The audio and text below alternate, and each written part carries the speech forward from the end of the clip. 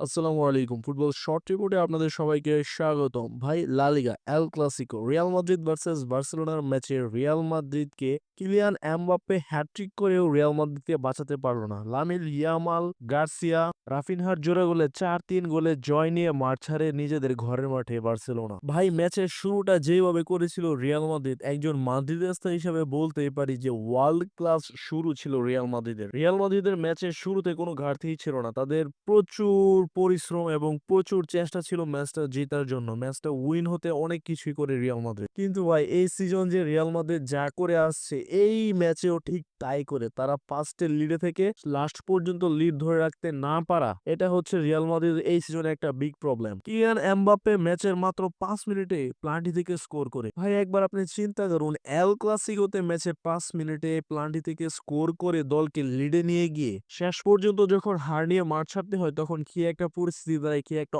অবস্থা, কি একটা মানসিক ডিপ্রেশনে যাওয়ার মতো অবস্থা তৈরি হয়। একবার চিন্তা করুন ভাই, এই সিজন মনে করেন রিয়াল মাদ্রিদের কোনো কিছুই জিতা হলো না। লা লিগার একটা যাই একটু আশা ছিল, তাও এবার দুরাশা হয়ে গেল। এখন আমি নিশ্চিত ভাবে বলে দিতে পারি, লা লিগা এইবার বার্সেলোনাই তাদের ঘরে তুলছে।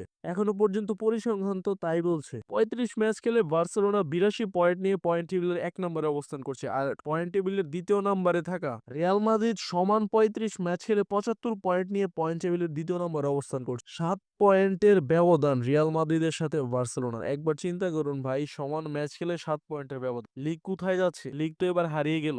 আমি ভেবেছিলাম কার্লো অ্যানচেলত্তি দল ছাড়ার বা ক্লাব ছাড়ার ঘোষণা করলে রিয়াল মাদ্রিদ একটু চেঞ্জ হবে। কই ভাই, কিছুই হলো না। আপনারা আপনাদের কোচকে এইভাবে বিদায় দিবেন, এটা আশা করি না আমরা মাদ্রিদিস্তা হিসেবে। যাই হোক, রিয়াল মাদ্রিদের জন্য শুভকামনা রইল ক্লাব ওয়ার্ল্ড কাপের জন্য। ভিডিও ভালো লেগে থাকলে শেয়ার করুন, পেজটিকে ফলো করুন এবং ইউটিউব চ্যানেলটিকে সাবস্ক্রাইব করুন। এতক্ষণ সাথে থাকার জন্য ধন্যবাদ সবাইকে। ভালো থাকবেন।